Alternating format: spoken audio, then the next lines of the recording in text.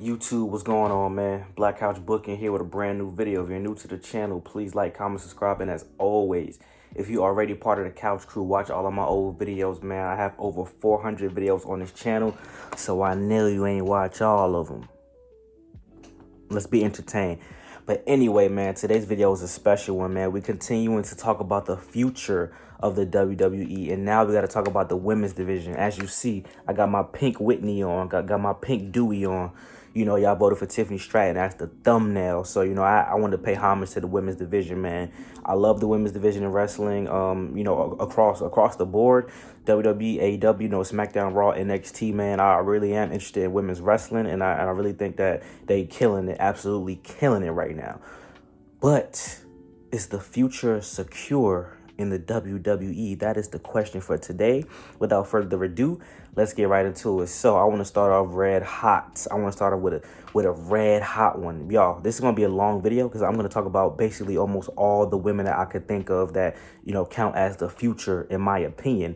You know, in the men's video, I talked about like 6, 7 guys, but this video, I might talk about a lot more. So let's do it. Zoey Stark.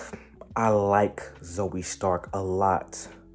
I don't know what it is. And I didn't even really watch her NXT days like that. I knew who she was, but she popped up on the main roster. But her main roster run up until now is really my full experience with Zoey Stark. And you know what?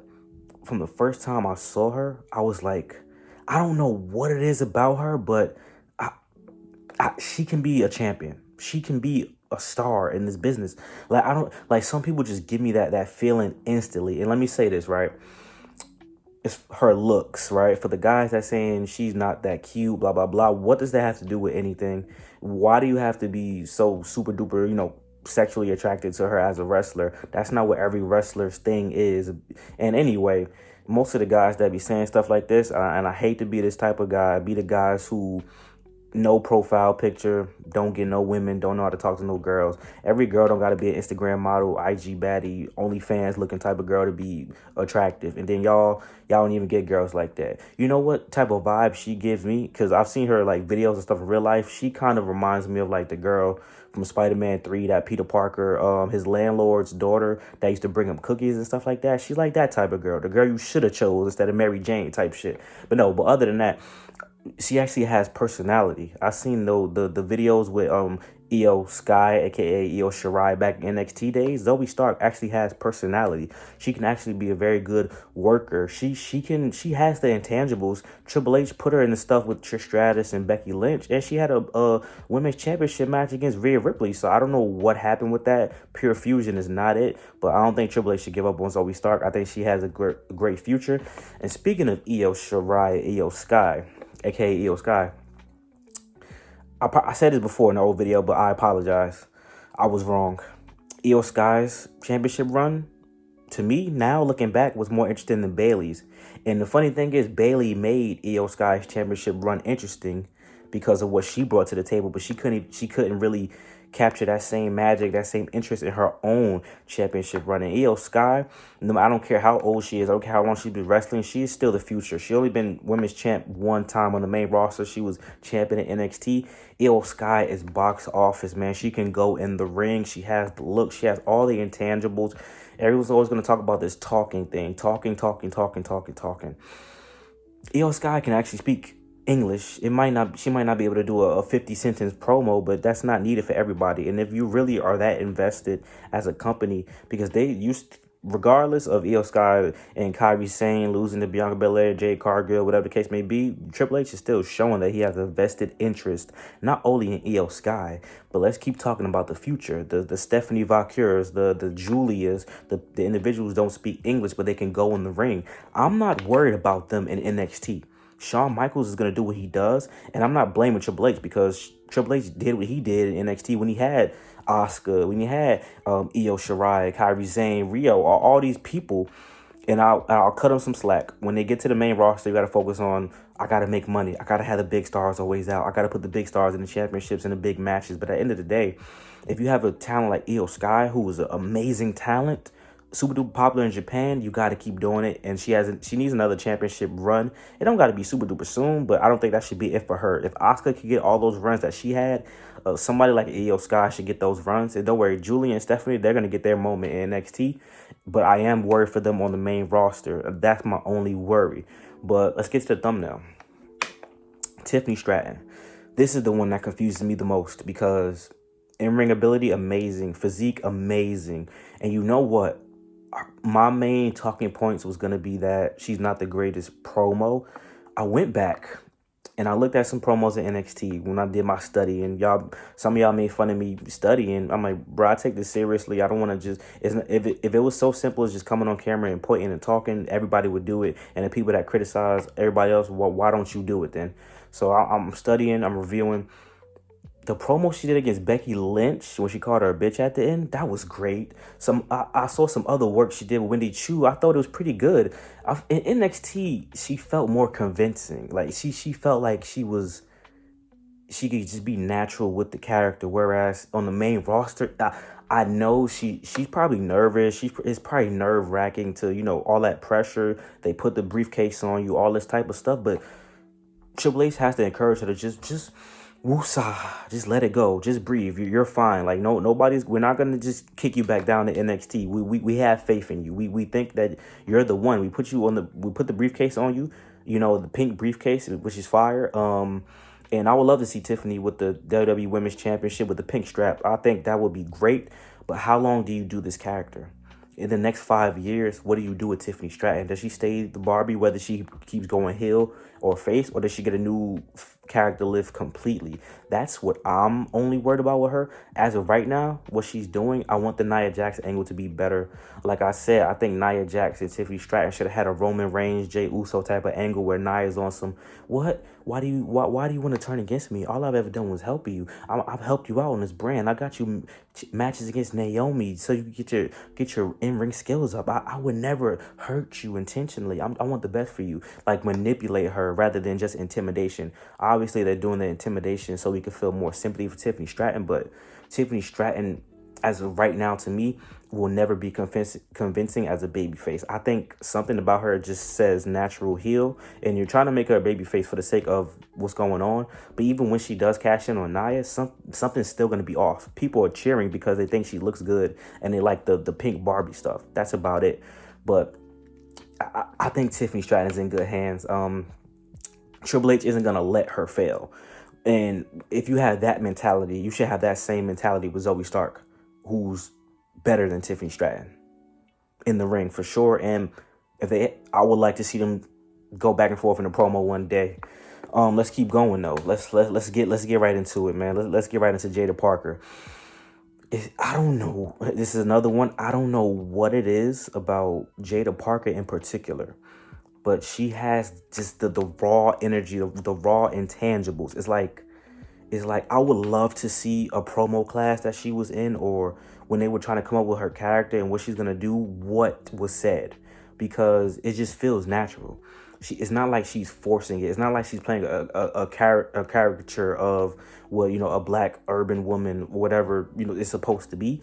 And what's very unique about her is she is in a stable essentially, but with other guys, but she's like the focal point.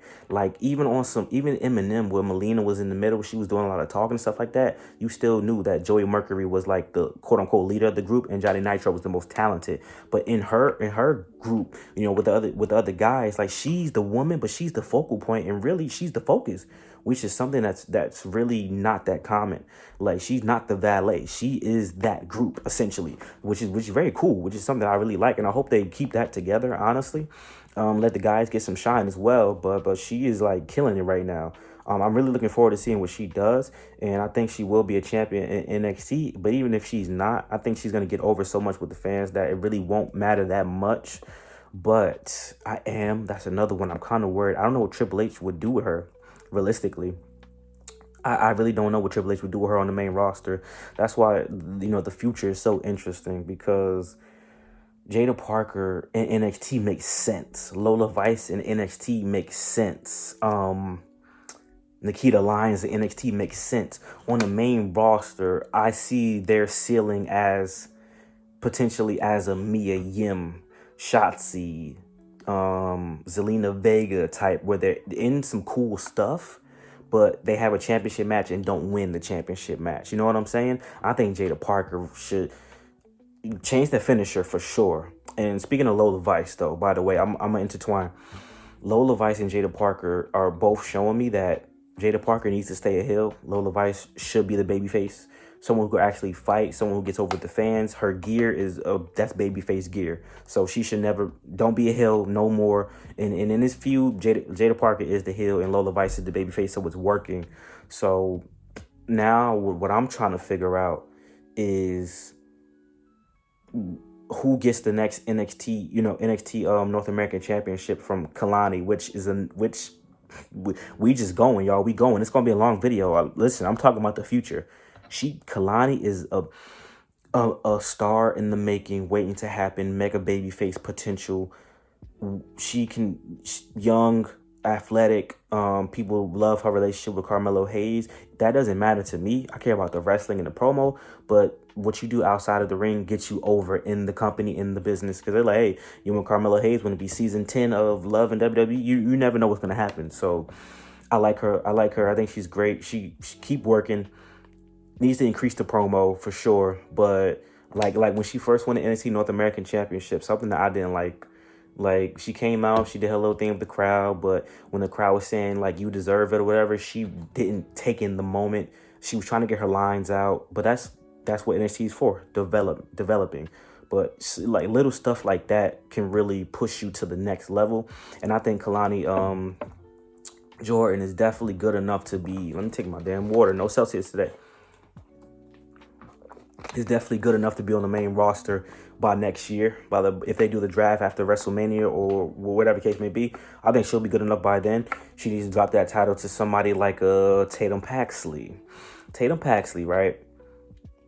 I don't know what happened. I thought she was going to like be a top player in the game once Miss Valkyria, which I'll talk about in a second as well, left, because she does good character work.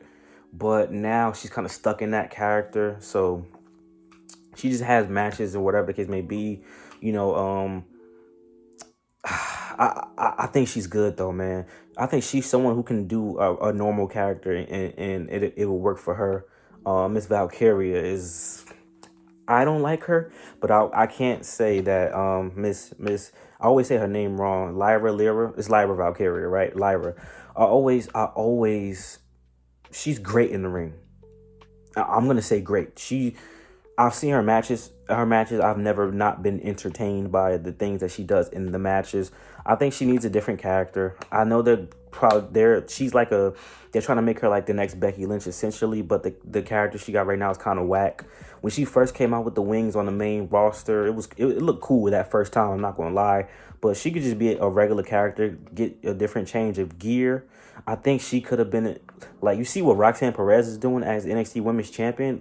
Like Lyra was NXT Women's Champion, but I think she would have benefited more from staying in NXT and being an NXT Women's Champion longer, whereas Roxanne Perez could have went up, in my opinion. But Roxanne Perez is doing great work. Roxanne Perez, I have no worries. She's going to be fine when she goes to the main roster. Going to be definitely a AJ Lee type of character, even though she's smaller. She's not muscle-bound, a muscle mommy. Triple H isn't going to let her fall to the wayside, but Cora Jade is one that I'm worried about, because as great as I think Cora Jade is, and I like her character work across the years, even when she was doing a little skateboard thing, I thought it was like different, and I liked it, even though it could be cheesy.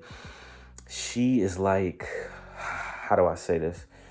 She needs to stay on NXT. Just getting hurt messed her up, because that took away a lot of time to develop more.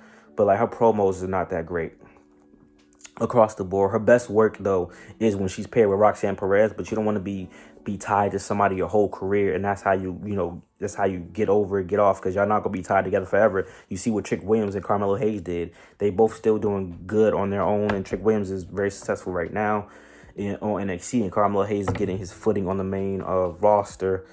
Let's keep talking these women, man. Just because I'm talking about the future doesn't mean I'm just straight talking about young Jade Cargill.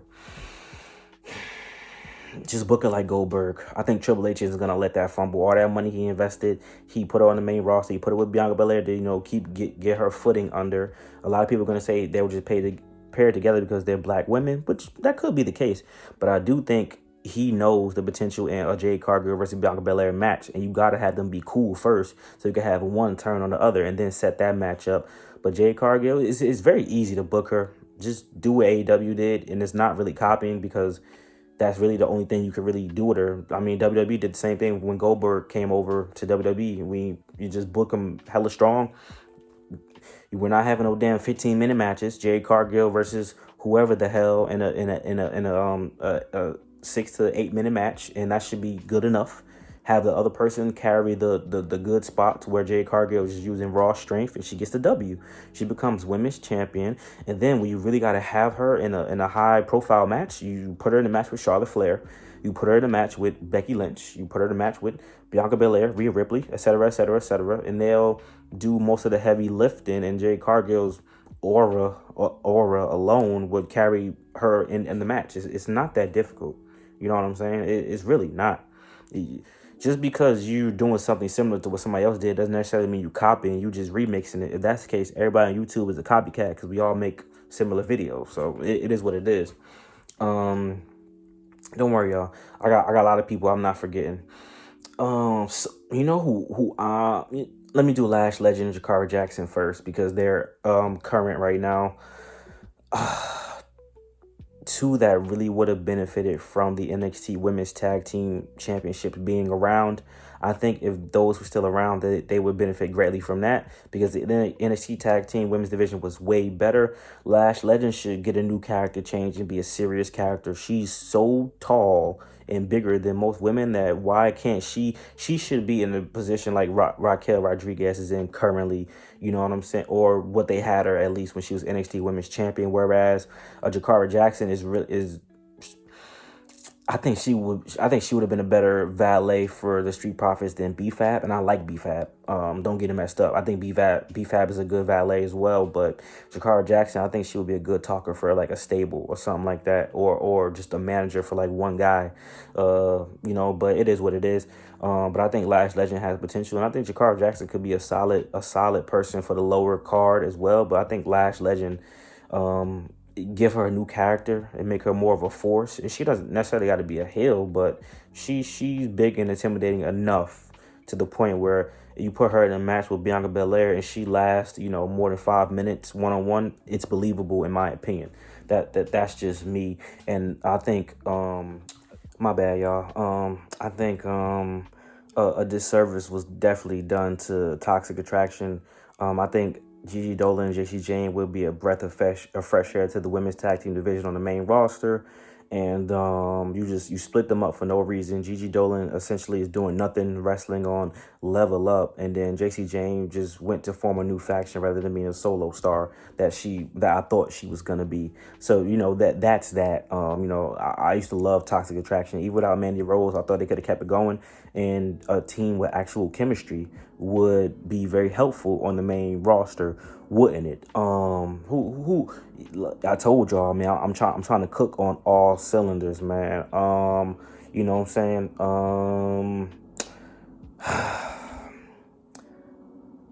Let's talk Bianca Belair. So we're talking about the future, right? I said, you know, Bianca Belair is 35. She might want to have a kid, stuff like that. I changed my mind, changed my opinion. None of that is really relevant. At the end of the day, Bianca Belair is going to be a staple in the business within the next 5 years. And women are wrestling into their 40s, their late 30s and stuff like that. They don't necessarily have to retire. I'm sure nobody's trying to have a Mae Young, you know, type of thing going where they're getting powerbomb when they're like damn 80. But I think Bianca Belair is still going to stay in prime physical condition. So once the Becky Lynches and the Charlottes and the Baileys and all them get up out of here, you know, Bianca Belair is the big time vet. Rhea Ripley, she's 28, but in 5 years she'll be 33. So she'll be a big time vet, even though her career started really young. So she's gonna have a lot more championship reigns, a lot more, you know, big time feuds. You know, so those two will be pretty much, like I said, your Stone Cold and The Rock of the women's division. Your pillars moving forward, but then the young girls coming up are gonna have to follow suit and get in line and follow what they got going on. You know, essentially, and then you get Charlotte and all them up out of here, get them their Hall of Fame inductions many years later. But you know, I essentially think that, you know, the women's division is in good hands. But the only thing I would say I'm worried about is when the women transition from NXT, right? Is Triple H gonna know how to handle that? Because Triple H, he's starting to show he has some range with like booking the love angles with Liv Morgan, and he's booking Tiffany Stratton. He's booking Mia Yim to do some cool things, and Chelsea Green and things like that.